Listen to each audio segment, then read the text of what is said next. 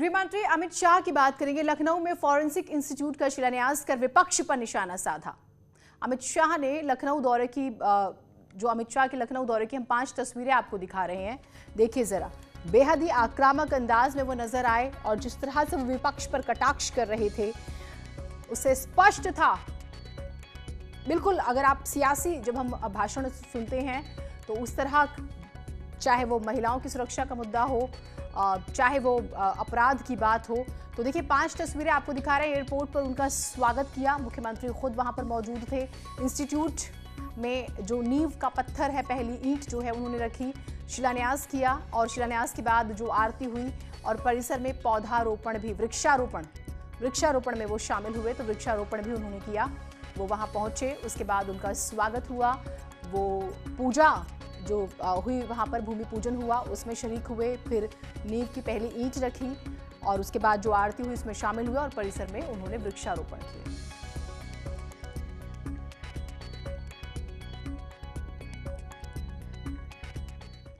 गृह मंत्री अमित शाह काफी आक्रामक अंदाज में नजर आए, लेकिन एक और दिलचस्प बात हुई। उन्होंने मुख्यमंत्री योगी आदित्यनाथ की जबरदस्त तारीफ की।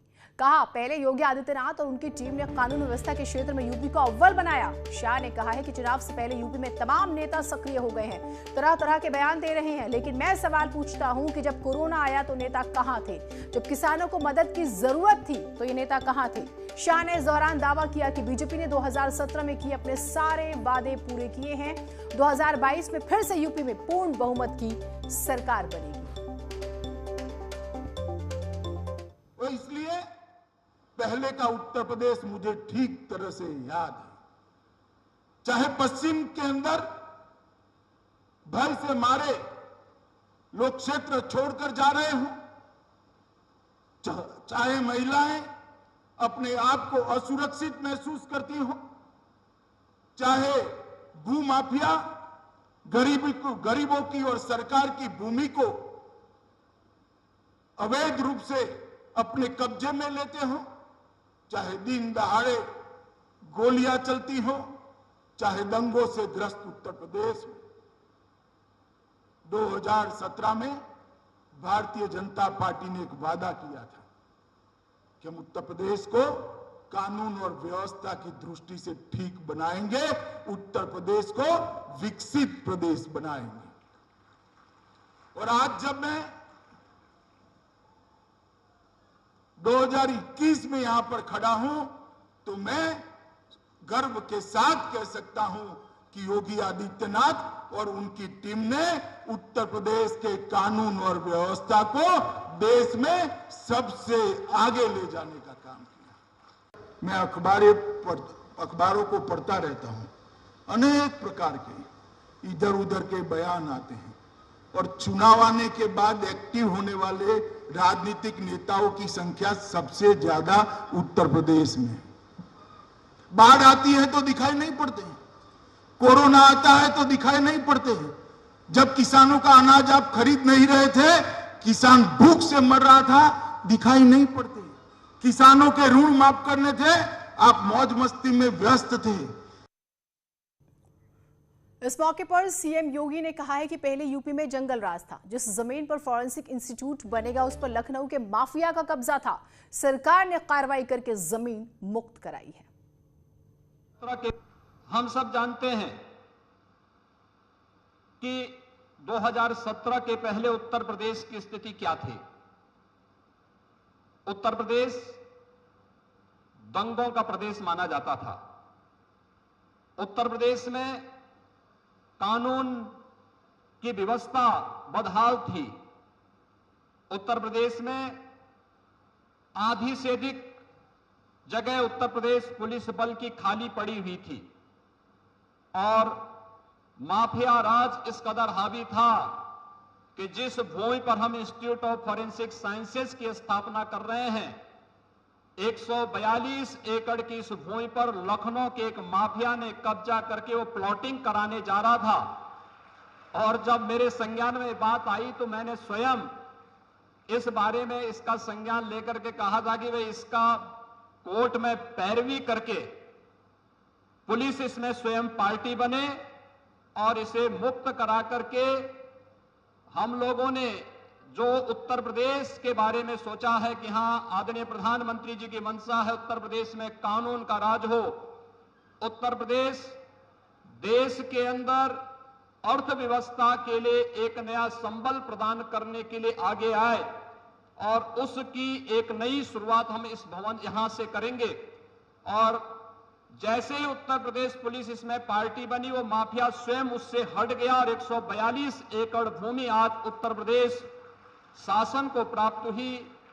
उसी भूमि पर आज हम लोग इस Uttar Pradesh institute of forensic sciences की स्थापना की कार्रवाई माननीय गृह मंत्री जी के करकमलों से शिलान्यास कार्यक्रम के माध्यम से आगे बढ़ा रहे हैं। लखनऊ के बाद अमित शाह मिर्जापुर जाएंगे, जहां विंध्य कॉरिडोर का शिलान्यास करेंगे। खास बात यह है कि काशी के पंडित भूमि पूजन करवाएंगे। इसके लिए 4 पंडित काशी विंध्यवासिनी मंदिर पहुंच चुके हैं। देखिए एक्सक्लूसिव रिपोर्ट। विंध्य कॉरिडोर के शिलान्यास की खास बात यह है कि इसका शिलान्यास का भूमि पूजन काशी के ब्राह्मण करेंगे और इसके लिए काशी से ब्राह्मण पहुंच गए। और हमारे साथ विश्वनाथ मंदिर के मुख्य अर्चक आचार्य श्रीकांत मिश्रा जी हैं। गुरुजी, तो पूजा किस तरीके से खास होगी, किन ग्रह नक्षत्रों में होगी और किस तरीके से होगी? यह बहुत ऐतिहासिक दिन है आज का, क्योंकि श्री काशी विश्वनाथ विशिष्ट परिक्षेत्र का भूमि पूजन और शिलान्यास माननीय प्रधानमंत्री जी के द्वारा हुआ। और आज यह जो विंध्य परिक्षेत्र का, विंध्य धाम परिक्षेत्र का शिलान्यास आज माननीय गृह मंत्री जी के द्वारा होने जा रहा है। तो हम लोगों के लिए बहुत ही गौरव का दिन है और मैं तो इसी जनपद का वासी हूँ, इस नाते और भी ज़्यादा हमारे लिए गौरव की बात है। आज जो पूजन होगा, भूमि, कूर्म, अनंत, वराह, इनका आवाहन पूजन होगा। उसके बाद जो 5 शिलाएँ हैं, नंदा, भद्रा, जया, रिक्ता और पूर्णा, इन 5 शिलाओं का पूजन करेंगे माननीय गृह मंत्री जी और उनको वहाँ पर शिलान्यास करेंगे, वहाँ शिलाओं को स्थापित कर देंगे। यही कार्यक्रम आज का है माँ विंध्यवासिनी के प्रांगण में। तो हम सब क्या उसी कुछ के लिए उस वक्त कोई खास नक्षत्र है इस वक्त जिस वक्त ये भूमि पूजन होगा? तदेव लग्नम सुदिनम तदेव। माँ विंध्यवासिनी का दरबार जहाँ हो, जहाँ के कण कण में ऊर्जा व्याप्त हो, स्वयं विश्वेश्वरी के रूप में जहाँ विद्यमान हो भगवती, वहाँ नक्षत्र और इसके वैशिष्ट्य की बात करना मैं समझता हूँ छोटा हो जाएगा। और जहाँ माँ विंध्यवासिनी का प्रांगण है और उन्हीं के चरण शरण में बैठ करके पूजन होगा, तो सब नक्षत्र अनुकूल है। गुरुजी, एक खास बात यह है कि कहते हैं कि शिव की आराधना साधना बिना शक्ति के पूरी नहीं होती, और काशी और जो विंध्य का जो कनेक्शन है या संबंध है वो भी बहुत महत्वपूर्ण है। तो क्या महत्वपूर्ण है? क्या कहते हैं कि काशी के लोग विंध्य आते हैं दर्शन करने के लिए? शिव शक्ति रीति एकम तत्वमाहुर मनीषिणः। शिव और शक्ति जो है ना, वो भिन्न तत्व है नहीं। व्यावहारिक दृष्टि से हम भेद करते हैं स्त्री पुरुष की तरह, किंतु शास्त्रीय दृष्टि से दोनों एक तत्व हैं। तो अब उस भेदभाव को भी आज समाप्ति का दिन है, जब वहाँ पर भगवान विश्वनाथ का दरबार इतना विशिष्ट हो रहा था और माँ भगवती का दरबार थोड़ा उपेक्षित सा था, तो आज वो भी पूर्ण होने जा रहा है। और यह तो बेहद ही महत्वपूर्ण दिन है। विंध्याचल मंदिर से उपेंद्र हमारे साथ जुड़े हुए हैं, जिनकी रिपोर्ट अभी आप सुन रहे थे, और विंध्याचल जनसभा स्थल से नितिन गोस्वामी हमारे साथ है। दोनों से बातचीत करेंगे। जरा जनसभा की तैयारियों के बारे में बताइएगा, फिर मैं उपेंद्र के पास भी आऊंगी। नितिन, पहले जरा तैयारियां दिखाइएगा। देखिए, आपको बता दें कि ये बेहद महत्वपूर्ण दिन है मिर्ज़ापुर के लिए। आपको तस्वीरों में दिखाने का प्रयास करेंगे कि यहाँ तैयारी पूरी हो गई। हालांकि बारिश ने खलल जरूर डाला है, लेकिन टेंट जो बना हुआ है वो वाटरप्रूफ टेंट है। हैंगर लगाए गए हैं और 3 बड़े हैंगर लगाए गए हैं जहाँ लोगों को बैठने की व्यवस्था की गई है। हम अपने साथी से कहेंगे कि आपको तस्वीरें दिखाएं जहाँ जनसभा को लेकर के बड़ा पंडाल लगाया गया है, जहां लोग पहुंच रहे हैं धीरे धीरे। अभी कुछ देर में जब देश के गृह मंत्री यहां पहुंचेंगे तो और लोगों को संबोधित करेंगे। ऐसे में लोगों का आना शुरू हो गया है और उनको सुरक्षाकर्मी अपनी जगह पर बैठा रहे हैं।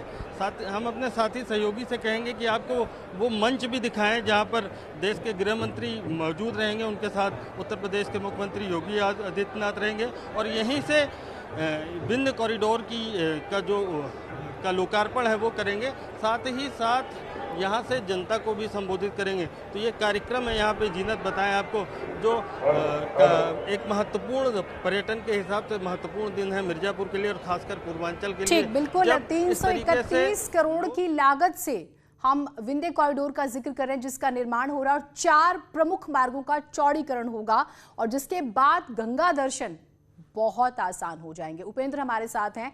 उपेंद्र, यहां से भी संदेश देने की कोशिश होगी और सबसे पहले क्योंकि आप विंध्याचल मंदिर में मौजूद हैं, बहुत महत्व है इसका और मां का आशीर्वाद तो बहुत जरूरी है, आगे चुनाव भी है। बिल्कुल, देखिए शिव का आशीर्वाद पहले लिया जा चुका है और शक्ति का आशीर्वाद आज लिया जाएगा। ये तो हुई धर्म की बात। शिलान्यास होगा और भूमि पूजन होगा, काशी के ब्राह्मण करेंगे, ये हो गई धर्म की विशेषता जो आज दिखाई देगी। दूसरी जो खास बात है, मैं तैयारियों की आपको तस्वीर दिखाऊं कि लगभग पूरी हो गई है विंध्य मंदिर में और यहाँ पर जो लोग भी यहाँ पर स्वागत करेंगे, चाहे वो भाजपा कार्यकर्ता हो या ब्राह्मण हो, वो मौजूद हैं।